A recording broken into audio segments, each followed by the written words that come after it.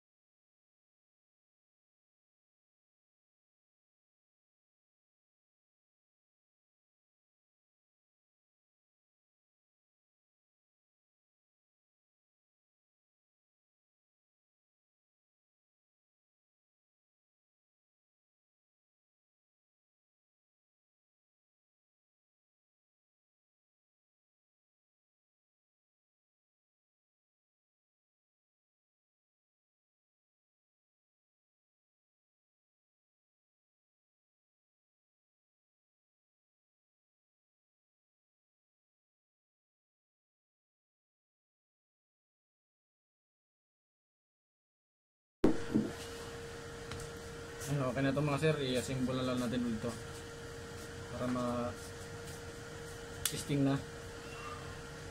Kasi sabi nila ni ma'am, pag nakapagpahinga daw ng medyo matagal-tagal, nabalik sa sakit niya.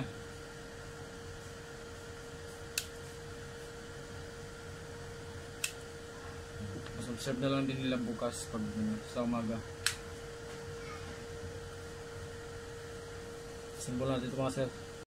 Christine, biglang nawala. Yan mga sir, ito na yung Toyota Vios na pag malamig yung yung sasakyan, yung kaka-start lang. Blackout ba sir o flicker?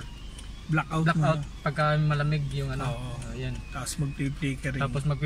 Tapos pag mainit na yung sasakyan, saka sa titinok sir yung yung display niya.